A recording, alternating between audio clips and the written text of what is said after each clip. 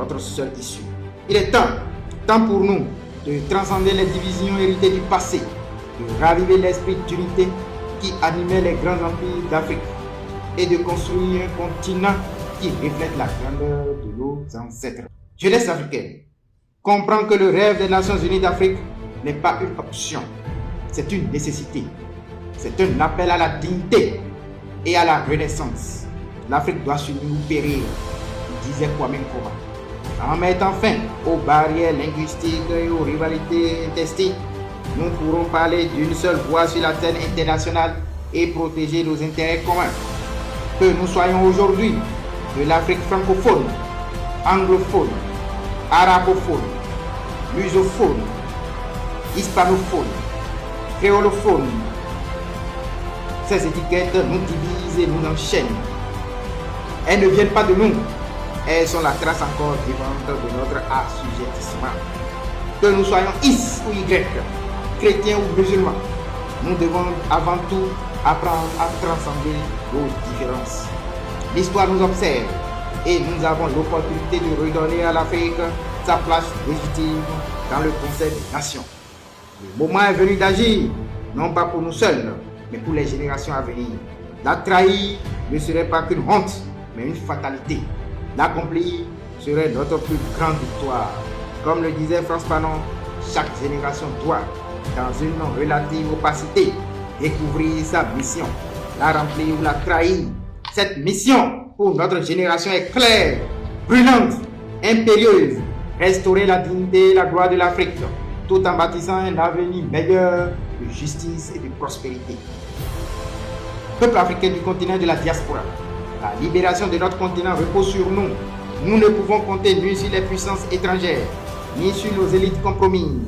Elles sont toutes prisonnières de leur intérêt personnel et leur suivi dépend de notre ignorance et de notre illusion.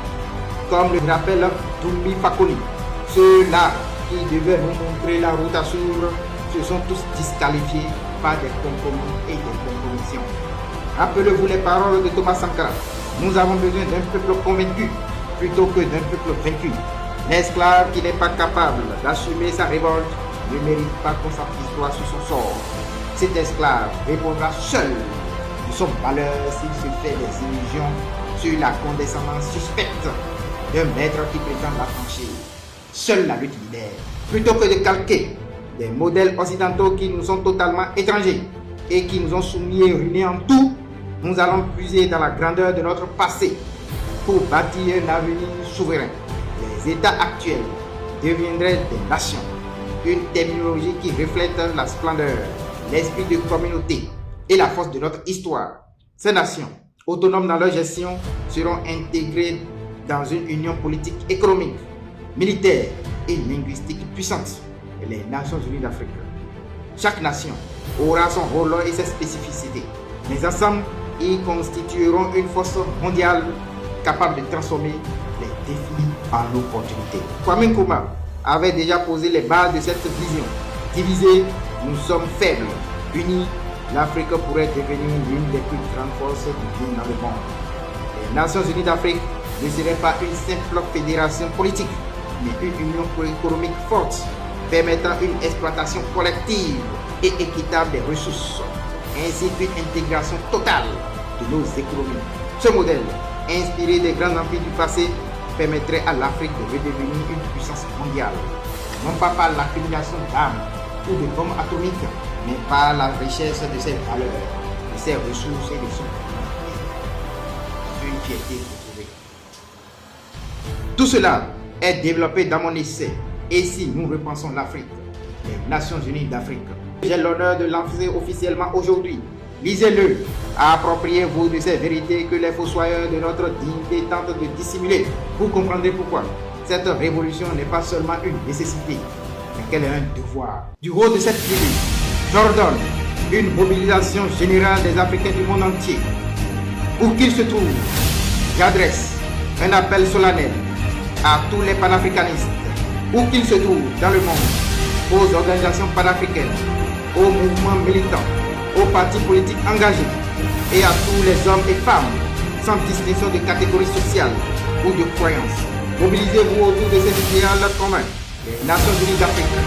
Ce projet est plus qu'un rêve, c'est la voie de notre salut, la clé de notre dignité et la promesse d'un avenir souverain pour nous et pour nos enfants. Je vous invite à une première mobilisation mondiale, mercredi 10 décembre 2025, dans chaque pays, chaque ville d'Afrique et au sein de toutes les diasporas. Que nous soyons des centaines de millions ce premier jour de manifestation mondiale à proclamer notre unité, à affirmer notre volonté de bâtir cette Afrique nouvelle, fière et unifiée, de quitter l'âge de pierre pour l'âge d'or. Écrivons ensemble une nouvelle page de l'histoire de notre continent. Réalisons ensemble un parcours clair, juste, entre nous, par nous et pour nous. Une révolution totale, sociale, politique, monétaire, économique, linguistique. Une révolution qui brise toutes les chaînes et réinvente l'Afrique. Vive l'Afrique, vive la révolution, vive les Nations Unies d'Afrique. Je vous remercie.